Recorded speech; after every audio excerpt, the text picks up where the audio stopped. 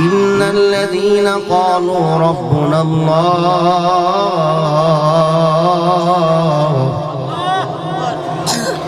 সুম্মা ইসতাকামু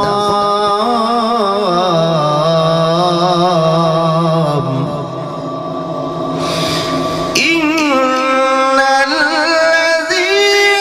ক্বালু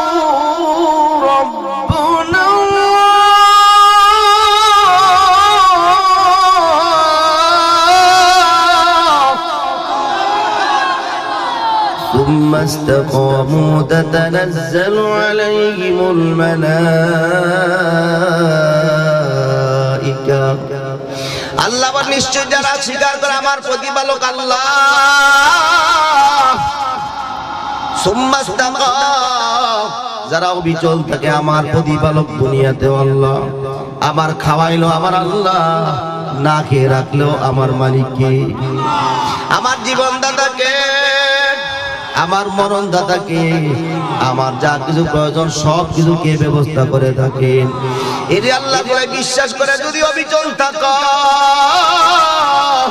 মৃত্যুর সময় যখন তোমার মৃত্যু ঘনিয়ে আসবে তাতানাজ্জালু আলাইহিমুল মালাইকা আসমান থেকে আল্লাহ তোমার জন্য ফেরেশতা অবতীর্ণ করে জান্নাতে সুসংবাদ দান করবে জোরে বল সুবহানাল্লাহ এর আল্লাহর গোলাম কারণ দুনিয়ার জমিনের মানুষ বড় স্বার্থপর স্বার্থের জন্য বাবা সন্তানের মধ্যে আলাদা হয়ে যায় ঠিক কিনা জোরে বল ভাই ভাই থেকে স্বার্থকতার জন্য আলাদা হয় আত্মীয় স্বজন বন্ধু বান্ধব স্বার্থকতার জন্য আলাদা হয়ে যায় কিন্তু আল্লাহ বলে বান্দা তোর মধ্যে আমার মধ্যে কোনো স্বার্থকতা নাই তুই আমারে মানলো আমি আল্লাহ তুই আমাকে বিশ্বাস করলো আমি তোর মালিক আল্লাহ তুই আমাকে মানলো আমি আল্লাহ তুই আমারে বিশ্বাস করস আর না করস তোরে আমি আল্লাহ খাওয়াই তুই আমাকে মানস আর না মানস তোর যা দরকার সব আমি দেই ওরে আমার বান্দা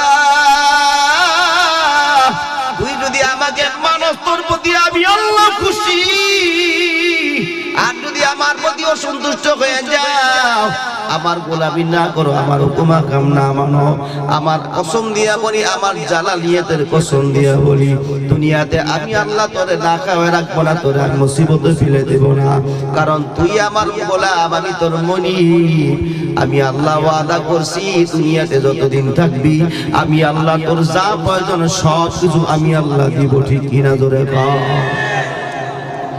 এরে আল্লাহর গোলাম মার গর্বে কে খাওয়াইছে জোরে বলুন কষ্ট দিছে মার গর্বে কে খাওয়াইছে ওখানে অক্সিজেনের ব্যবস্থা কে করলো ওখানে যা দরকার সবকিছু কে দিছে এরে আল্লাহর গোলাম ওখানে ডাক্তার নাই ওখানে অক্সিজেন আল্লাহ দিয়েছেন কোনো গরমও দেন নাই ঠান্ডাও দেয় নাই এয়ার কন্ডিশন ফিট করে রাখছে মা কোনোদিন উপর হইয়া পড়ে নাই আল্লাহ তোমার মারে জমিনের মধ্যে উপর করিয়া কোনো ফলায়ও নাই যে তুমি মা উপর হইয়া পড়ে যাওয়ার কারণে চাপ পেয়ে তুমি তোমার মার পেরে আর গোল ভেঙে গেছে নজির আছে জোরে কোন আসেনি এরে আল্লাহর গোলাম আল্লাহ তোর মার গর্ভে পটুতে জীব মেহবাদত করলো আল্লাহ তোমার মার গর্ভ থেকে দুনিয়ার জমিনে আসার সময় তোমাকে দুনিয়ার জমিনে আল্লাহ পাঠায় দিলে তোমার মার গর্ভের মাধ্যমে তোমার মা অজ্ঞান হয়ে গেছে চিকিৎসক বিজ্ঞানী বলে যদি দুনিয়ার মানুষ প্রসব বেদনা যখন মহিলাদের শুরু হয়ে যায় 42 থেকে 44 ডিগ্রি সেলসিয়াস পর্যন্ত ব্যথা একটা মানুষ সহ্য করতে পারে 2-3 ডিগ্রি বেশি হয়ে গেলে মানুষটার সাথে সাথে স্ট্রোক করে মারা যাওয়ার সম্ভাবনা রয়েছে কিন্তু আল্লাহর কসম দিয়া বলি যখন মার গর্ভ থেকে তুমি যেই দিন দুনিয়াতে আসলা ওই দিন তোমার মার শরীরের মধ্যে ব্যথা হয়ে গেল 52 থেকে 54 ডিগ্রি সেলসিয়াস কে বাঁচায় রাখছে জোরে বলো কে এরে আল্লাহর গোলাম আল্লাহ বলে তোরে আমি তোমার মারে মারি নাই আমি আল্লাহ তোর মারে এত ব্যথার বড় বাঁচায় রাখছি তোর জন্য কারণ তোর মার থেকে তোরে বেশি কেউ আদর করবে না এই জন্য আমি আল্লাহ তোমার মারে বাঁচায় রাখছি তোমার জন্য জোরে বল সুবহানাল্লাহ এরি আল্লাহর গোলাম মা তোমার লালন পালন করে কোনোদিন এরকম নজির পাই নাই যে তোমার মা তোমার নিয়ে ঘুমায় গেছে তোমার মার পিঠের নিচে পড়ে তুমি মারা গেছো আর সেই এরকম নজির জোরে কোন কোনোদিন এরকম হয় না তুমি তো কথাও বলতে পারো না চিৎকার ছাড়া কিছু করতে পারো না, বাবা বলতে পারো না, কিন্তু তোমার মা ঘুমায়, তুমিও ঘুমাও। কোনদিন তো এরকম হয় না তোমার মার হাত তোমার মুখের মধ্যে পড়ে গেছে? যদি বলতো তুমি তো বলতে পারতা না আমার হাতটা সরাও, তোমার হাতের চাবায় পরে আমি শ্বাস বন্ধ হয়ে মারা যাইতেছি, বলতে পারবে কোন? আল্লাহ বলে বান্দা ওই জায়গার ভিতর আমি আল্লাহ কুদরতি ভাবে পাহারা দিয়ে তোরে হেফাজত করছি, জোরে কোন সুবহানাল্লাহ। রে আল্লাহর গোলাম, তোমার ক্ষুধা লাগছে প্রস্তাব করে দিছো, কেউ বুঝে না খিদা লাগছে, তুমি শুধু কান্দো, কেউ বোঝে না তোমার বাসা, তোমার ভাইও বোঝে না, তোমার বাবাও বোঝে না, তোমার মাও বোঝে না, আত্মীয় স্বজন গুলা কেউ বোঝে না। রে আল্লাহর গোলাম, সব মানুষগুলা তোমার কান্নার আওয়াজ পায় দৌড়ায়, তোমার বাবা দৌড়ে আইসা তোমারে কোলে না, তোমার মানে তোমার দিয়া বলে তারে থামাও, কি জন্য কান্দে? রে আল্লাহর গোলাম, মার বুকের মধ্যে এমন একটা সেন্সর আল্লাহ লাগাই দিলেন, তুমি কি জন্য কান্দো তোমার জন্মদাতা পিতা রক্তের মানুষও জানে না, ঠিক কিনা জোরে কও? কিন্তু মা বইলা বলা যে কি জন্য কান্দে? রে আমার স্বামী, সন্তান আমার খাওয়ার জন্য কান্দে না, তার একটু কোলে লন। যে কোলে নিয়েছে কান্না বন্ধ হয়ে গেছে, ঠিক কিনা জোরে কও? রাতের বেলা তোমার বাবার সাথে ঘুমাও, তোমার মাও ঘুমায়, তোমার বাবাও ঘুমায়, তুমিও ঘুমাও, কান্না শুরু করে দিছ, তোমার মা তোমার বাবা তোমার মারে জায়গায় বলে তারে কান্না থামাও, কি জন্য কান্দে? খিদা লাগছে, দুধ দাও। কিন্তু তোমার মার রাটারা ধরা পড়ছে, তুমি খিদার জন্য কাঁদো না, তোমার মা বলছে ফ্যানটা সেইরা দেন, ঠান্ডা গরম শুরু হয়ে গেছে, ঠিক কিনা ধরে কও? ফ্যান ছেড়ে দেওয়ার পর কান্না বন্ধ হয়ে গেছে, সেন্সর কে দিছে জোরে কও? এটা কে দিছে? এর আল্লাহর গোলাম, মার গর্ভে মাকে একটা সেন্সর লাগাই দিল, ক্ষুধার যন্ত্রণা কাঁদো, তোমার বাবা দৌড়ে এসে তোমারে কোলে নিছে, তোমারে কত কিছু বলে সান্ত্বনা দেয়, কান্না বন্ধ হয় না। মা রান্না করে ব্যস্ত, কাজকর্ম পালাই দিয়ে দৌড়ায়, তোমার আইসা কোলের মধ্যে লেগে দুধ মুখের মধ্যে দিল, কান্না বন্ধ হয়ে গেছে। মা বুঝতে পারে কি জন্য কান্দো, ঠিক কিনা জোরে কও? এর আল্লাহর গোলাম, আল্লাহ রাব্বুল আলামিন তোমার মার গর্ভে তোমার মার ভিতরে সেন্সর লাগাই দিলেন, এই সেন্সর দিয়ে তোমার মার গর্ভ থেকে এই পর্যন্ত বড় করে লালন পালন করাইয়া এত সুন্দর করে যা দরকার সবকিছু কে ব্যবস্থা করে দিলেন? আরো জোরে কন। তারপরে সে আল্লাহ ভালো না, ঠিক কিনা জোরে কন? বহু লোক আছে দোয়া করে যে আল্লাহর কাছে চাইলাম আল্লাহ দেয় নাই, আছে না নাই? কেন নারাজ হও? আল্লাহ বলে বান্দা তুই যা দরকার, তোর দরকার 10 পথ, তোর দরকার 100 পথ, আমি আল্লাহ 100 পথ চাওয়ার আগে তোর 1000 রকমের পথ আমি আল্লাহ বানায় রাখছি। কোন দিকে আল্লাহর সাথে নাফরমানি করবে?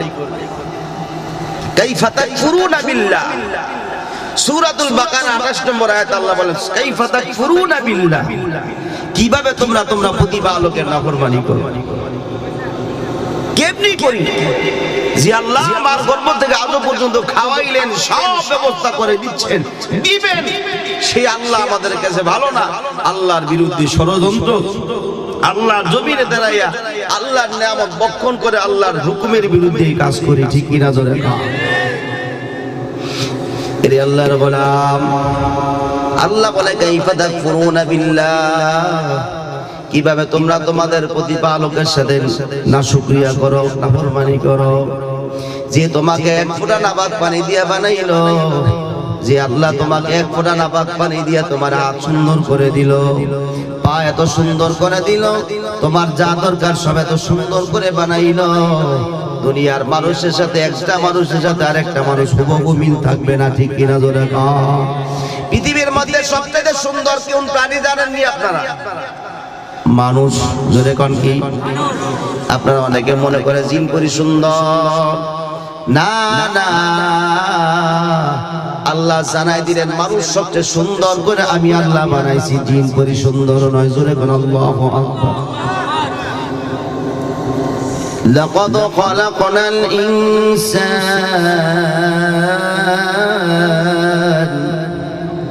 আল্লাহু আকবার বলে না কেন?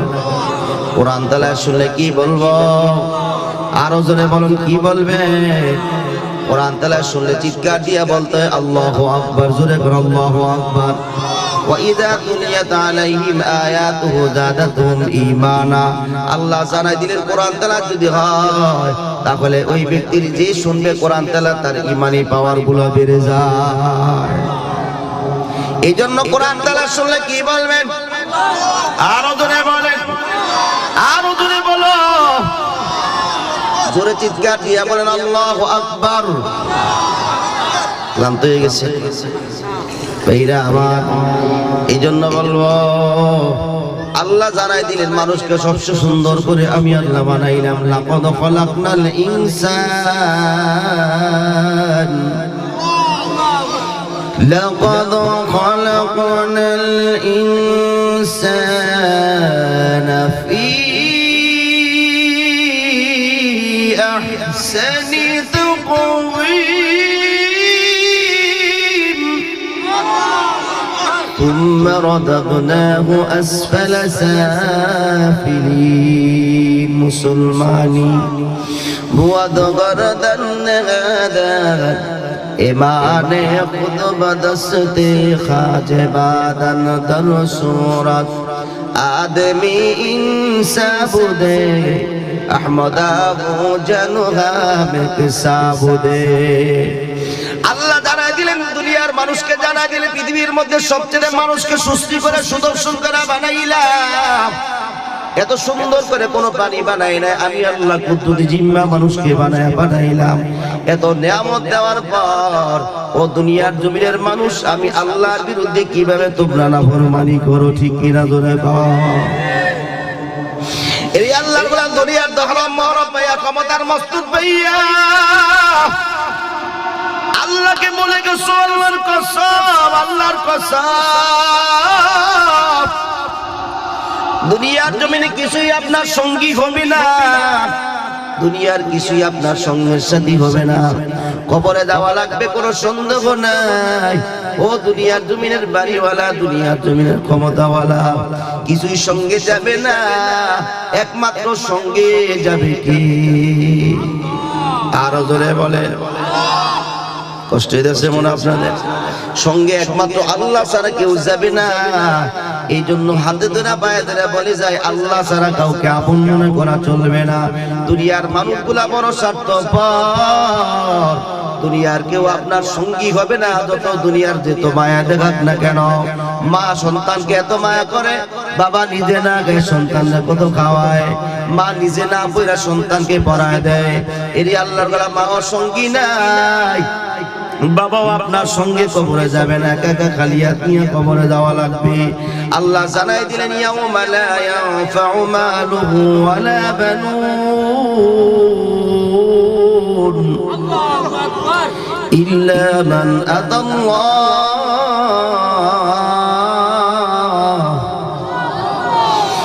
ইয়াউমা লা ইয়ানফাউ মালুহু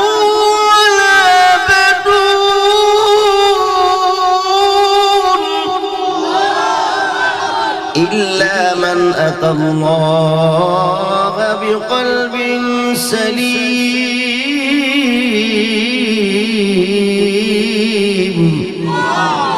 আল্লাহ জানাই দিলেন দুনিয়ার জমিনের মানুষের জন্য এমন এক সময় আসবে, তোমার পরিবার পরিজন ছেলে মেয়ে আত্মীয় স্বজন ক্ষমতার মস্ত টাকা পয়সা বাড়ি গাড়ি কোনো লাভ হবে না, কোনো কাজে আসবে না, কোনো উপকারে আসবে না। শুধু একটা জিনিস আসবে, সেটা হলো বিকলবিন সালিম। তোমার অন্তরটা কতটুকু পবিত্র, আল্লাহর জন্য কত শুদ্ধ করে কবরে যাইতেছে, এটাই আল্লাহ দেখবে, ঠিক কিনা জোরে গান। বহু লোক দেখবেন নামাজের কথা দাওয়াত দিলে বলে যে নামাজ না পড়লে কি হলো, ঈমান ঠিক আছে, মন ভালো আছে, আছে না নাই? জোরে কোন আছে না নাই? একটা বেজাইল্লা মার্কা মানুষ, ইবাদত ছাড়া মন ভালো হয় না, হয়? জোরে কোন হয়? মন ভালো হইলে নামাজ পড়ব, মন ভালো হলে ইবাদত করব। যদি মন ভালো হয় তাহলে নামাজ রোজা পড়বো, কিন্তু আল্লাহর কসম দিয়ে বলি কিয়ামত পর্যন্ত মন ভালো হবে না, তুমি ইবাদত করার সুযোগ পাইবে না। ইবাদতের মাধ্যমে মন ভালো করো, ইবাদতের মাধ্যমে কলবে সালিম বানাও। এই কলবে সালিমটাই আল্লাহর কাছে বড় পছন্দ, ঠিক কিনা জোরে কর। ওরে আল্লাহর গোলাম, দুনিয়ার মানুষ বড় স্বার্থপর, কেউ তোমার সঙ্গে যাবে না, কেউ যাবে না। তোমার ছেলে মেয়ে বন্ধু বান্ধব আত্মীয় স্বজন কেউ যাবে না, একমাত্র সঙ্গী যাবে কি? এই আল্লাহর আপন বানায় কবরে যাওয়া লাগবে। দুনিয়ার মানুষগুলো বড় স্বার্থপর। আল্লাহ জানায় দিলেন ইন্নাল ইনসানা লিরাব্বিহি লাকানুদ, মানুষ বড় নিমুখ হারাম তার প্রতিভা আলোকের ব্যাপারে। কেমনে? আপনার রিজিক দিচ্ছেন কে? আল্লাহ। হায়াত দিতেছেন কে? যা দরকার সব চাওয়ার আগে কে দিতেছে? আল্লাহ জানাই দিলেন ওমা মিন দাব্বাতিন ফিল আরদি ইল্লা আলাল্লাহি রিজকুহা, পৃথিবীর মধ্যে এমন কোন প্রাণী নাই যার রিজিকের দায়িত্ব আমি আল্লাহ নেই। সুবহানাল্লাহ। এই রিজিক আপনি কোথায় পাবেন, কি করবেন, দুনিয়ার আপনি তো জানেনই না, আপনার কেউ জানে না, একমাত্র জানে কে? আগামীকালকে আপনি কোথায় কি খাবেন আপনি জানেন? জোরে কোন চিন্তা করছেন একটা, কিন্তু হইছে কি আরেকটা? এরকম হয়নি? জোরে কোন হয়?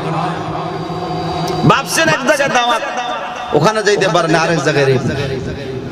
এই রিজিক আল্লাহ আপনার জন্য সরায় রাখছে, আপনি নিজেও জানেন না কোথায় কোথায় আল্লাহ রাখছে, ঠিক কিনা জোরে কোন? সমুদ্রের তিমি মাছ, দৈনিক তিমির খাবার দরকার হয় 3000 কেজি, 3 টন খাবার একটা তিমি খায়। সুবহানাল্লাহ বলেন না? এই 3000 খাবার, 3000 কেজি খাবার কে দেয়? পৃথিবীর একটা প্রান্তর আছে দক্ষিণ মেরু, শেষ প্রান্ত, যেখানে শুধু জিনদের বসবাস, কোহে কাব শহর বলা হয়। ওই জায়গার মধ্যে শুধু জিনেরাই থাকে, আর সাথে তাদের সাথে একটা পাখি থাকে, সেটার নাম হলো ফার্সিতে সিমুরগ বলা হয়, রথ পাখি বলা বাংলাতে। ওই পাখি সকালে নাস্তাকে 7টা হাতি দিয়া, সুবহানাল্লাহ বলেন না কেন? 7টা হাতিকে 2 পায়ে ধরে জিভ দিয়ে নিয়ে আকাশে উঠতে পারে। কথা বুঝতে পারছেন?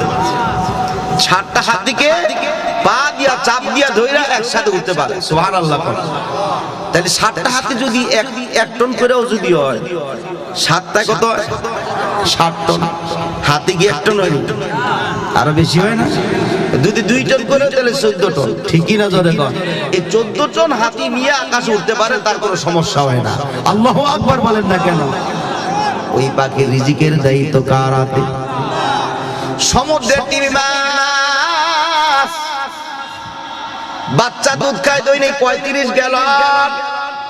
কয় গ্যালন? 35 গ্যালন। 1 গ্যালন হলো 5 লিটার, 5 লিটার হলো 1 গ্যালন। এরকম 35 গ্যালন দুধের ব্যবস্থা মনে আমাদের বাংলাদেশের পার্লামেন্টের খাদ্যমন্ত্রী খাওয়ায়। কি খাওয়ায়? আরো জোরে বলুন কি? এরই আল্লাহর গোলাম শূন্যের মধ্যে যে পাখিরা বসবাস করে, ওখানে তারা পৃথিবীতে আসার দরকার হয় না। ঘুমে ধরলে উড়ান্ত অবস্থা ঘুমায়, ডিম পাড়ার সময় হলে তারা ডিম ছেড়ে দেয়। এটা জমিনের বুকে আসার আগে উড়ান্ত অবস্থায় ডিম গুলা ছেড়ে দেয়। এই ডিম পৃথিবীর বুকে আঁকা আসার আগে ডিম ফুইটা বাচ্চা হয়ে উড়ান্ত অবস্থায় তার মার কাছে আবার পৌঁছে যায়। কোনদিন নিচে নামার দরকার হয় না। ওই পাখিদের রিজিকের দায়িত্ব কার? জোরে বলুন, কার হাতে?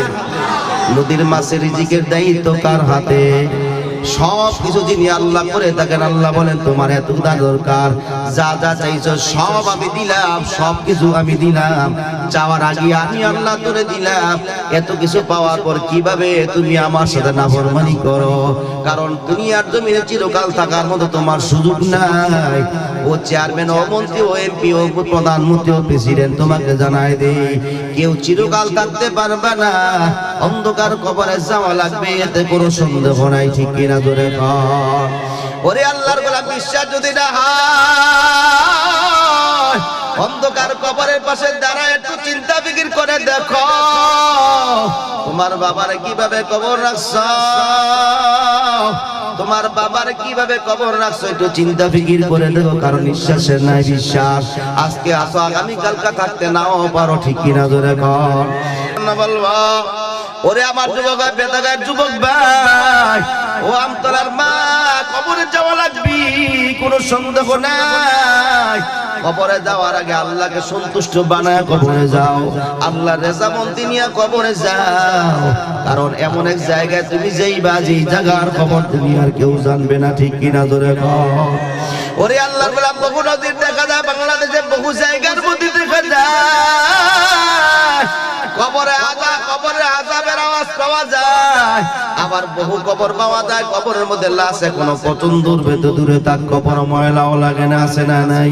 কয়েকদিন আগের ঘটনা, কুমিল্লা পরিচং এক জায়গায় ইমাম সাহেব মারা যাওয়ার পর 10 মাস 10 দিন পরে তার লাশ কবর থেকে উঠানোর পর দেখা গেল তার শরীরের কাপড়, শরীর তো পচবে তো দূরে থাক, তার শরীরের কাপড়ের মধ্যে ময়লাও লাগে না। জোরে কর আল্লাহু আকবার। রে আল্লাহ বলা, পাকিস্তানের এক জায়গার নাম নিশাপুর। রেল স্টেশনের মাস্টার টিকিট কাটতেছি, গভীর রাত 11টা 12টা হবে। একজন মসজিদের বড় আলেম টিকিট কাটছে, কাইটা বসে রেল স্টেশন অপেক্ষা করতেছি। রাত্র বেশি হয়ে যাওয়ার কারণ স্টেশনের মাস্টার বলল, আলেম সাহেব আপনি আমার কামরার মধ্যে বসেন, এত রাতে একা বাইরে বসে থাকার দরকার নাই, অপেক্ষা করেন, বসেন। ইমাম সাহেব আলেম সাহেব ওই কামরার মধ্যে ঢুইকা দেখতে পাইল টিকিট কাউন্টারের মাস্টারের ডান হাতটা বেন্ডিজ করে দেখা, বেন্ডিজ করা, বেন্ডিজ দিয়া বাঁধা। হাতটা খুলে তাকায় দেখলো, ইমাম সাহেব তাকায় দেখতে পায় টিকিট কাউন্টারের মাস্টার ডান হাতটা ভালো, কিন্তু ভালো হাত বেন্ডিজ করে রাখছে। বেন্ডিজ খোলার পর আলেম সাহেব তাকায় দেখলে তার হাতের থেকে একটা অজানা একটা সুন্দর ঘ্রাণ আসতেছি। এই হাতটা বেন্ডিজ থেকে বের করার পর টিকিট কাউন্টারের মাস্টার এবার হাতের তালুর মধ্যে জিহ্বা দিয়া চাটা শুরু করছে। চোখে লাগায়, মুখে লাগায়, বুকের মধ্যে লাগায়, মালিশ করে, আর বারবার চুমুকায়, জিহ্বা দিয়া চাটে। চক্ষু দিয়া গড় গড় করে পানি পড়ে। টিকিট কাউন্টার মাস্টার হালত দিকে আলেম সাহেব প্রশ্ন না করে পারলেন না, বাবা এই গভীর রাত আমি আর আপনি এখানে আপনার ভালো হাতটা কেন বেন্ডিজ করে রাখছি? এত সুন্দর হাত, এত কত সুন্দর দেখা যায়, এত কোনো ময়লাও নাই, কাটা ছিঁড়াও নাই, কোনো ময়লাও নাই, কোনো দুর্গন্ধ নাই, হাতের ভালো হাত বেন্ডিজ করে রাখছি। বেন্ডিজ খোলার পর এত সুন্দর ঘ্রাণ, চোখে লাগান আবার মুখে লাগান, জিহ্বা দিয়া চাটতেছেন, কি ব্যাপার? আবার কান্নাও করেন, কি দুঃখ আপনার হাতের মধ্যে, কি ব্যাপার? টিকিট কাউন্টার মাস্টার জবাব দেয়, হুজুর আপনি তো আলেম মানুষ, আপনি তো বললে বুঝবেন, এই হাত দুনিয়ার কারোর সাথে সম্পর্ক না, এই হাতের সাথে কবরের সাথে একটা সম্পর্ক আছে। জোরে বলুন আল্লাহু আকবার, আরো জোরে বলুন আল্লাহু আকবার। বলমই যারা দাঁড়ায় আছেন বসে যান, সামনে আসেন, দাঁড়িয়ে আছেন যারা সামনে আসেন। আল্লাহর গোলাম ওই টিকিট কাউন্টার মাস্টার এবার চোখের পানিগুলা ছেড়ে দিয়ে কান্দে, হুজুর বহুদিন হয়ে গেছে, আমি মুরব্বী মানুষ, বয়স আমার বেশি, শরীরের মধ্যে এনার্জি নাই, আমি সরকারি বেতন পাই মাত্র 1500 টাকা দিয়ে সংসার চলে না, আমি বড় গরিব মানুষ, আবার দুর্বল দেখা যায়, অন্যর সাথে কাজ করব সেই সুযোগটাও আমার শরীরেও কুলায় না, কি কাজ আমি করব? এই জন্য চিন্তা পেরেশান হইয়া সাথে যে একটা কাজ খুঁজতেছিলাম, কাজ পাই না, সময়ের সাথে মিলে না, মিললেও শরীরে কুলায় না, এই জন্য পেরেশান হইয়া চিন্তায় বিভোর হয়ে গেলাম, কি করা যায়? কিন্তু ভালো করে খেয়াল করে তাকায় দেখলাম আমার স্টেশনের পাশে এলাকার বিশাল বড় একটা কবরস্থান দেখতে পাইলাম।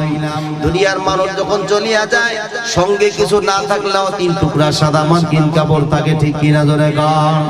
আপনাদের এলাকার চেয়ারম্যানের জন্য কয় টুকরা কাপড়?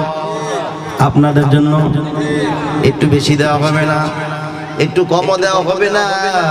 3 টুকরা সাদা মার্কিন কাপড়, তো ওই টিকিট কাউন্টার মাস্টার মধ্যে কাপড়ের বড় দাম। এই জন্য চিন্তা করলাম, দুনিয়ার মানুষ যখন কবরে যাওয়ার পর চলে যায়, আমি যদি রাতের বেলা কাপড়ের কাপড় চুরি করে বাজারে দুইয়া বিক্রি করে দিই, কিছু টাকা পাবো। এই জন্য টিকিট কাউন্টার মাস্টারটি স্থির করলাম, বাজারে যাইয়া যারা কাপড় বিক্রি করে, কাপড়ের কাপড়, তাদের সাথে একটা কন্ট্রাক্ট করে নিলেন, আজকে তোমাকে আমি যতদিন কাপড় দিব তুমি কাপড় নিবা, দাম যা পারো দিবে। কাপড় বিক্রি করেনওয়ালা তাকে অনুমতি দিলেন, ঠিক আছে তুমি যতগুলা কাপড় দিতে পারো দিও, তোমার টাকা দিন। যেই চিন্তা সেই কাজ, ওই টিকিট কাউন্টার মাস্টার রাতের বেলা গিয়া কবরের ভিতর থেকে কাফনের কাপড় চুরি করে নিয়ে আসে। আল্লাহর গোলাম টিকিট কাউন্টার মাস্টার বলতেন, হুজুর একদিনের ঘটনা, রাতের যখন রাত্র হয়ে যায়, হঠাৎ করে দেখলাম বিকাল বেলা একটা কবর খনন করতেছি, আমার ভিতরে আনন্দ আত্মা ভরা হয়ে গেল, আজকে একটা কবর দাফন হয়েছিল, আজকে কাপড় চুরি করব। রাতের বেলা বাড়ি যাই না, কাউন্টারের মধ্যে বসে আছি, রাত গভীর হয়ে যায়, কিন্তু যুবকের লাশ তো কবরে দাফন হয় না। অনেক রাতে তার যুবক ওই কবরের ভিতরে লাশ দাফন করে চলে গেল। লোকেরা চলে যাওয়ার পর আমি এবার হাঁটতে হাঁটতে গিয়া কবরের এরিয়ার মধ্যে ঢুকে গেলাম। সাথে আমার একটা ছোট টর্চ লাইট, বেশি কিছু না, সঙ্গে কিছুই নাই, কিন্তু যত লাশ কাপড় চুরি করতে গেলাম। কিন্তু আজকে যত যুবকের ওই যুবকের কবরে যত কিনারে যাই, অত বেশি আমার অন্তরের ভিতরে একটা ভয় কাজ শুরু হয়ে গেছি। জোরে কর আল্লাহু আকবার। ওরে আমার যুবক ভাই, ও পর্দালের মা, চিন্তা ফিকির করে দেখো, ওই অন্ধকার কবর কিন্তু ভালো জায়গা নয়, তোমার জন্য আমার জন্য অবধারিত, ঠিক কিনা জোরে কর। ওই টিকিট কাউন্টার মাস্টার চলতে চলতে কবরের এরিয়ায় যাওয়ার পর শরীরটা বয়ে গেছে, কিন্তু লোভের কারণে কবরের কাছে যায়। কাউন্টার মাস্টার বলল, হুজুর যত ভয় করি না কারণ লোভের কারণে আমি কবরের পাশে যাইয়া দাঁড়ায় যাই। সাথে আমার খন্তি নিয়ে কবরের মাটিগুলো যখন মাটিগুলা সরাইতেছিলাম, সাধারণত কবর অন্ধকার থাকে, কিন্তু এই লোকের যুবকের কবর মাটি সরাই দেওয়ার পর তাকায় দেখলাম ওই যুবকের কবরটা দিবা লোকের মতো ঝলমল করতেছে, আলোয় পরিপূর্ণ। জোরে কোন সুবহানাল্লাহ। ও হুজুর, আমি কবরের মাটিগুলা সরাইয়া তাকায় দেখলাম কবর ফর্সা, ভালো করে কবরের দিক তাকায় দেখলাম যুবকের মুখের মাদন খোলা, যুবকের মুখের মধ্যে ফোটায় ফোটায় পানি মুখের মধ্যে পড়তেছে। যুবক জিহ্বা দিয়া চাইটা পানি খায়। আমি লাইট মেরে তাকায় দেখলাম ঝর্ণাও নাই, কোনো কিছু নাই, পানি করতে আসে। মৃত মানুষ আবার পানি খায়, ব্যাপার কি? এই জন্য আমি ডান হাতটা বাড়ায় পরীক্ষার জন্য পানি হাতের মধ্যে আমার ডান হাতে নিলাম। পানির ফোঁটা যখন আমার হাতের মধ্যে পড়ে, ওই পানির ফোঁটার কারণে আমার শরীরটা শীতল হয়ে গেছে, শরীরের ঘাম ঝরা বন্ধ হয়ে গেছে। ওই পানিটা নাকের কাছে আসার পরে দেখলাম সুন্দর একটি ঘ্রাণ পাওয়া যায়। জোরে করে আল্লাহু আকবার। ভালো করে খেয়াল করে দেখলাম ওই পানিটা দুধের মতো সাদা, এত সুন্দর পানি জীবনও দেখি নাই। জিহ্বার মধ্যে লাগায় দেখলাম মধুর চেয়েও বেশি মিষ্টি। আল্লাহু আকবার পায় না কেন? পেরেশান হয়ে গেলাম, এদিক সেদিক তাকায়, কাউকে দেখতে পাইলাম না। পানি কোথা থেকে আসে? পেরেশান হয়ে গেলাম, কোথা থেকে পানি আসে? এত সুন্দর পানি তো জীবনও দেখি নাই। পেরেশান হয়ে আস্তে আস্তে কবর বন্ধ করে দিলাম। আর মনে বুঝাইলাম, তুমিও তো মানুষ, যুবক তো মানুষ। এই যুবক কি আমল করতে, যে আমলের বরকতে কবরের মধ্যে এত সুন্দর পানি পান করলো। কবরে তো বর্ষা দেখা যায়, এই জন্য আমি আর রাতের বেলা বাড়ি যাই নাই, দৌড়ে মসজিদের দিকে রওনা করছি। চলতে চলতে রাতের আজান হয়ে যায়। আমি উযু করে 2 রাকাত নামাজ পড়ে সিজদায় করে কান্না শুরু করে দিলাম। আল্লাহ, এই যুবক কি আমল করছে? আল্লাহ, যে আমলের বরকতে তারে তুমি জান্নাতের পানি খাওয়াও। ওই পানি কোথা থেকে আসে মালিক? কি আমল করছে যুবক? ও তো মানুষ, আমিও মানুষ, আমাকে তুমি আমলের খবরটা একটু জানাও। এদিকে ফজরের সময় হয়ে গেল, নামাজ শেষ করে ওই যুবকের ঠিকানা লইয়া রওনা করছে যুবকের বাড়ি কোথায় খবর নেওয়ার জন্য। টিকিট কাউন্টার মাস্টার দৌড়াইয়া গিয়া গ্রামের কিনারে তাকায় দেখলেন সোনার ঘরে একটা কুঁড়ে ঘর দেখা যায়। ওই কুঁড়ে ঘরের কিনারে যাইয়া বলতে লাগলো, মা কে আছো ঘরের ভিতরে? বের হয়ে আসো। ঘরের ভিতর থেকে এক মহিলা বের হয়ে আসতে বলল, কে তুমি? এত সকালবেলা এসে টাকাটাকি করতে কি ব্যাপার তাড়াতাড়ি বলো। টিকিট কাউন্টারে মাস্টার বলতে মা